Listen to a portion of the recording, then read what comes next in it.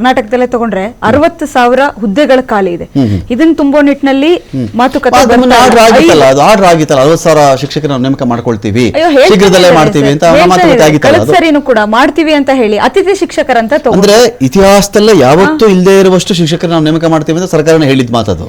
ಹೇಳ್ತಾನೆ ಇದಾರೆ ಸರ್, ಮಾತು ಹೇಳಕ್ ಏನ್ ಹೇಳಿ, ಎಲ್ಲಾ ಸರ್ಕಾರಗಳು ಹೇಳುತ್ತೆ. ಈ ಸರ್ಕಾರಗಳು ಅಧಿಕಾರಕ್ಕೆ ಬಂದಾಗಿಂದ ಹೇಳ್ತಾನೆ ಇದಾರೆ ಮಾಡ್ಕೋತೀವಿ ಅಂತ. ತುಂಬಾ ನಿಟ್ಟಿನಲ್ಲಿ ಕ್ರಮಗಳು ತಗೊಂಡಿಲ್ಲ. PSI ಎಕ್ಸಾಮ್ಸ್ ಅದು ಹಾಕ್ತಾ ಇಲ್ಲ, ಹೆಲ್ತ್ ಸೆಕ್ಟರ್ಸ್ ಅಲ್ಲಿ ಹಾಕ್ತಾ ಇಲ್ಲ, ಕಾಂಟ್ರಾಕ್ಟ್ ಬೇಸಿಸ್ ಮೇಲೆ ಇವತ್ತು ಕೆಲಸ ಮಾಡ್ತಾ ಇದಾರೆ. ಇವತ್ತು ನಾವುಗಳು ಅಲ್ಲಿ ಇನ್ನೊಂದು ಮುಖ್ಯವಾದ ಬೇಡಿಕೆನೇ ಇತ್ತಿರೋದು ಏಜ್ ರಿಲ್ಯಾಕ್ಸೇಷನ್ ಕೊಡಬೇಕು, 5 ವರ್ಷ ಕೊಡಬೇಕು ಅಂತ ಹೇಳಿ. ಯಾಕಂದ್ರೆ ಈಗ ಅಲ್ಲಿ ಎಷ್ಟೋ ಜನ ಇವಾಗ ಏನ್ ನಾವು ಪ್ರತಿಭಟನೆ ಮಾಡ್ತಾ ಇದೀವಿ, ನಮ್ಗಳಿಗೆ ಏಜ್ ಆಗೋಗ್ಬಿಟ್ಟಿದೆ. ಸೊ ಅಲ್ಲಿ ನಾವು 5 ವರ್ಷ ಕೇಳ್ತಾ ಇದೀವಿ, 5 ವರ್ಷ ಏಜ್ ರಿಲ್ಯಾಕ್ಸೇಷನ್ ಕೊಡಬೇಕು ಅಂತ ಹೇಳಿ. ಸೊ ಈಗ ಎಷ್ಟೋ ಜನ ಅಲ್ಲಿ ಏನೋ ಮಾಸ್ಟರ್ ಡಿಗ್ರಿಗಳು ಮಾಡ್ಕೊಂಡಿರೋರು ಇದಾರೆ, ಡಬಲ್ ಡಿಗ್ರಿಗಳು ಮಾಡ್ಕೊಂಡಿರೋರು ಇದಾರೆ. ಸೊ ಇವ್ರುಗಳೆಲ್ಲರೂ ಕೂಡ ಸರ್ ನಾವು ಫೋಕಸ್ ಮಾಡ್ತಾ ಇರೋದು ಹೆಚ್ಚು ಇವತ್ತು ಏನು ಎಜುಕೇಶನ್ ಸೆಕ್ಟರ್ ಆಗಿರ್ಬೋದು, ಹೆಲ್ತ್ ಸೆಕ್ಟರ್ ಆಗಿರ್ಬೋದು. ಸೊ ಇಲ್ಲಿ ಏನ್ ಖಾಲಿಗಳ ಹುದ್ದೆಗಳಿದೆ, ಪೊಲೀಸ್ ಇಲಾಖೆ ಆಗಿರ್ಬೋದು, ಈ ಎಲ್ಲಾ ಹುದ್ದೆಗಳಿಗೆ ತುಂಬಬೇಕು ಅನ್ನೋದೇ ಸರ್. ಅಲ್ಲಿ ಹೆಚ್ಚು ಕೋಚಿಂಗ್ ಸೆಂಟರ್ಸ್ ಇರೋದೇನೆ PSI ಆಗಿರ್ಬೋದು, ಇಂಥದ್ದನ್ನೇ ಹೆಚ್ಚು ಫೋಕಸ್ ಯಾವ್ದು ಕಾಲ ಆಗಿದೆ, ಈಗ ಯಾವ್ದು ಕಾಲ ಆಗಿತ್ತು, ಅಲ್ಲಿ ಎಷ್ಟು ಅಪಾಯಿಂಟ್ ಆಗಿದೆ, ನೇಮಕ ಮಾಡಿದ್ದಾರೆ, ಯಾವ ರಾಜ್ಯದವ್ರಿಗೆ ಎಷ್ಟು ಉದ್ಯೋಗ ಸಿಕ್ಕಿದೆ, ನಮ್ಮ ರಾಜ್ಯದವ್ರು ಎಷ್ಟು ಕೇಳ್ತಾ ಇದ್ದೀರಾ ಅವ್ರನ್ನ ಅಂತ ನನ್ನ ಪಾಯಿಂಟ್. ಅಲ್ಲ ಸರ್, ನಮ್ಮ ರಾಜ್ಯದವರು ಅಂತಂದ್ರೆ ಆಲ್ಮೋಸ್ಟ್ ಎಲ್ಲಾ ಇಲಾಖೆಗಳಲ್ಲೂ ಇವಾಗ ತಡೆ ಹಿಡಿದಿದ್ದಾರೆ ಸರ್. ಯಾವ ಇಲಾಖೆಗಳಲ್ಲಿ ಇವಾಗ ಸರವೇಗದಲ್ಲಿ ಹಂಗ ಆಗ್ತಾ ಇದೆ. ಈಗ ಅಧಿಕಾರಕ್ಕೆ ಬಂದು 2.5 ವರ್ಷ ಆಗಿದೆ. ಮುಂಚೆ ಇದ್ದ ಗವರ್ನಮೆಂಟ್ ಏನೂ ಮಾಡಿಲ್ಲ. ಈಗ ಬಂದಿರೋರ್ದು ಕೂಡ ಬರೀ ಆಶ್ವಾಸನೆ ಆಗಿದೆ. ಅಧಿಕಾರಕ್ಕೆ ಬರೋದಕ್ಕಿಂತ ಮುಂಚೆ ಬಣ್ಣದ ಮಾತುಗಳಿತ್ತು, ನಾವು ಬಂದ್ರೆ ಎಲ್ಲ ಸಿದ್ದರಾಮಯ್ಯ ಅವ್ರು ಹೇಳಿದ್ರು ನಾನು ಹೋರಾಟದ ಎಲ್ಲಾ ಹುದ್ದೆಗಳನ್ನು ತುಂಬ್ತೀವಿ ಅಂತ. ಬಿಜೆಪಿ ಸರ್ಕಾರದ ಒಂದು ಕೇಂದ್ರ ಸರ್ಕಾರದ ಒಂದು ಮಾತಾಡ್ತಾ ಇಲ್ಲ ಸರ್. ರೈಲ್ವೆ ಇಲಾಖೆ ದಯವಿಟ್ಟು ನಮ್ಮ ಮೆಮೊರಾಂಡಮ್ಗಳನ್ನ ನೋಡಿ. ನಮ್ಮ ಸರ್ಕಾರ ಬಂದ್ರೆ 35,000 KPTCಯಲ್ಲಿ ಒಂದು ಹುದ್ದೆ ಕಾಲ್ಫಾರ್ ಮಾಡಿದೆ, ಅದ್ರ ಬಗ್ಗೆ ಮಾತಾಡಿ. ನೀವು ನಮ್ಮ ರಾಜ್ಯದಲ್ಲಿ ಆಗ್ತೀರಾ, ಕೇಂದ್ರ ಸರ್ಕಾರದಲ್ಲಿ ಇಲ್ಲಿವರೆಗೂ ಯಾವ್ದಾರ IAS IPS ಯೂನಿಲಾಟರ್ ತುಂಬ್ತೀರ, ಅದ್ರ ಬಗ್ಗೆ ಮಾತಾಡ್ತೀವಿ. ಎಲ್ಲ ಸಂಸ್ಥೆಗಳು ತುಂಬ್ತೀವಿ, ಅದ್ರ ಬಗ್ಗೆ ಮಾತಾಡ್ಬೇಕು. ಆಯ್ತಾ, 2 ಅಧಿಕಾರಕ್ಕೆ ಬಂದಾಗ ಸರ್ ನಿರುದ್ಯೋಗಿಗಳಿಗೆ ಬರೀ ಭರವಸೆಗಳನ್ನೇ ಕೊಟ್ಟಿದ್ದಾರೆ ಹೊರತು ಫುಲ್ಫಿಲ್ ಮಾಡೋ ನಿಟ್ಟಿನಲ್ಲಿ ಕ್ರಮಗಳನ್ನ ತಗೊಂಡಿಲ್ಲ. ಅವರು ಬಂದ್ರು 2 ಕೋಟಿ ಉದ್ಯೋಗ ಕೊಡ್ತೀವಿ ಅಂತ ಅಂದ್ರು. 11 ವರ್ಷ ಆಗಿದೆ ಸರ್. ಅವ್ರು ಹೇಳ್ತಾರೆ ಪಕೋಡ ಮಾಡಿ ಅಂತ ಹೇಳಿರೋದನ್ನ ಯುವಜನರು ನಾವು ಮರ್ತಿಲ್ಲ. ಅವರು 11 ವರ್ಷ ಆಗಿದೆ ಇಲ್ಲ, 2.5 ವರ್ಷ ಅಧಿಕಾರಕ್ಕೆ ಬಂದ್ರು. ಏನೋ ಕಾಂಗ್ರೆಸ್ ಬಿಜೆಪಿ ಸರ್ಕಾರ ಇದ್ದಾಗ ಬೇಸತ್ತು ಯಂಗ್ಸ್ಟರ್ಸ್ ಏನೋ ಮಾಡ್ತಾರೆ ಇವರು ಅಂತ ಇವರು ಬಂದ್ರು ಅಧಿಕಾರಕ್ಕೆ. ಇವಾಗ 2.5 ವರ್ಷ ಆಗಿದೆ ಸರ್. ಇವತ್ತೂ ಕೂಡ ಏನೋ ಲಾಸ್ಟ್ 12,000 ಇವರು ಶಿಕ್ಷಣ ಇಲಾಖೆಗೆ ತಗೊಂಡಿದ್ದನ್ನು ಕೂಡ ಎಲ್ಲ ಕಾಂಟ್ರಾಕ್ಟ್ ಬೇಸಿಸ್.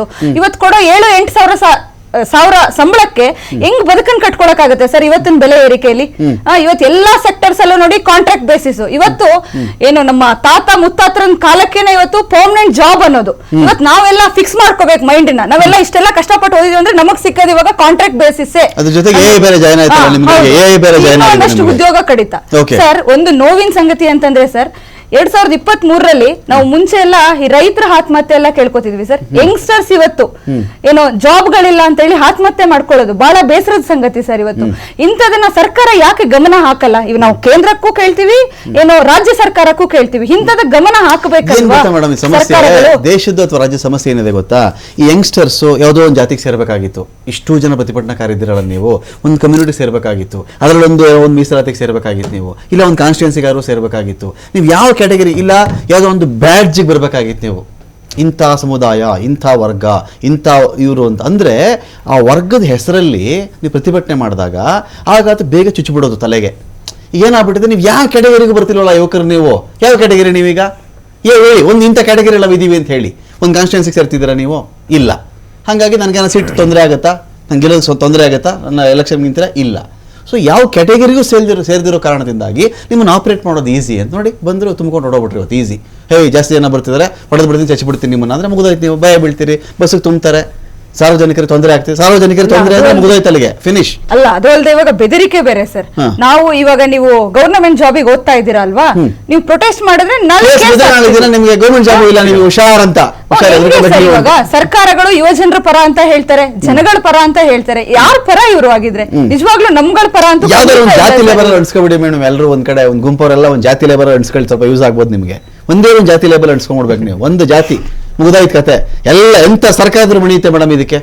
ಜಾತಿಗೆ ಎಂತ ಸರ್ಕಾರ ಆದ್ರೂ ಮಣಿಯುತ್ತೆ. ಜಾತಿ ಲಾಬಿ ಓಟ್ ಇದೆಯಲ್ಲ ಅದರಲ್ಲಿ. ಅಯ್ಯೋ ಅದು ಬಿಟ್ಟಿಲ್ಲಲ್ಲ ಸರ್, ಇವಾಗ ಕೇಂದ್ರ ಸರ್ಕಾರದೆಲ್ಲ ಈ ಕೋಮು ಗಲಭೆದೆಲ್ಲ ಹೆಂಗೆ ಯುವ ಜನರನ್ನ ಬಳಸ್ಕೋತಾರಲ್ಲ ಸರ್, ಅದು ಬಹಳ ಬೇಸರದ ಸಂಗತಿ ಅಂತ ಅನ್ಸುತ್ತೆ. Okay. ಅದ್ರ ಹೆಸರು ಇಟ್ಕೊಂಡು ಇವತ್ತು ಯಂಗ್ಸ್ಟರ್ಸ್ ನ ಹೊಡೆಯೋ ಕೆಲಸನೂ ಮಾಡ್ತಾ ಇದೆ ಸರ್ಕಾರಗಳು, ಅಲ್ಲೂ ಬಿಟ್ಟಿಲ್ಲ ಇವತ್ತು ಯಂಗ್ಸ್ಟರ್ಸ್ ಅವರು. ಚರ್ಚೆ ಮತ್ತೆ ಮುಂದುವರಿಸ್ತೇವೆ.